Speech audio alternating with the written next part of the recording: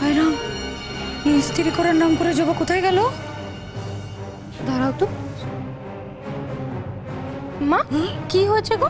দেখ না, তখন জবা বললো না কাপড় জামাগুলো ইস্ত্রি করাতে নিয়ে যাবে, কিন্তু কাপড় জামাগুলো তো ঘরেই পড়ে রয়েছে।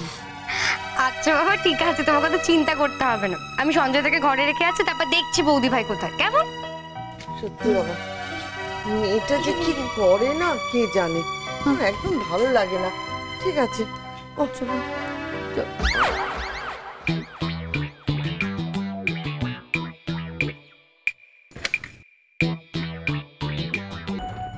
এসো, বসে খাই। এখানে কিন্তু চুপ করে বসে থাকবে, কেমন? একদম দুষ্টুমি করবে না। আমি আসছি।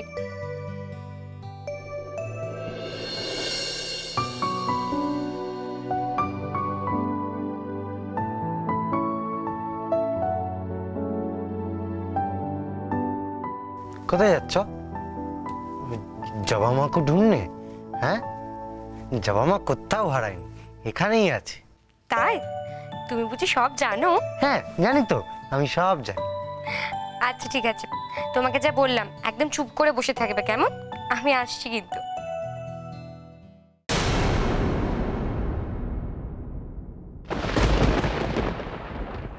শোনো, জবা মা এলে না, জবা মাকে আমি আজকে একটা কথা বলবো। কি? এই মেয়েটাকে আমার খুব ভালো লাগে বলে দেবো।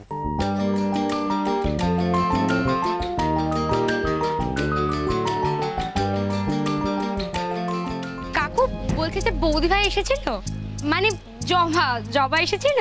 না তো, জবা তো এখান থেকে যায়নি। তাহলে বৌদি ভাই কোথায় গেল? জবা কিন্তু ভালো করেই জানে বড় বৌমাকে নিয়ে আমরা বাড়ির সবাই খুব চিন্তিত।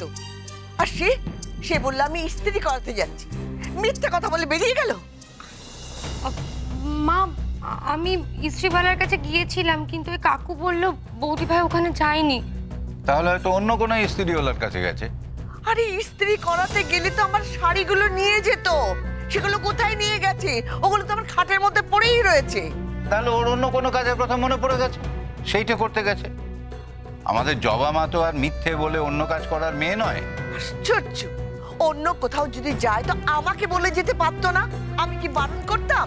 দেখো, এ শুধু শুধু রাগারাগি করো না, এক্ষুনি ফিরে আসবে, তখন কারণটা বুঝে নিও ওর কাছে। কারণটা আর কি হবে?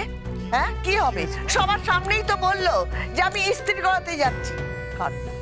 দেখ না জবা কি বললো, আমি কাপড় জামা নিয়ে ইস্ত্রি করাতে যাচ্ছি, তাই তো?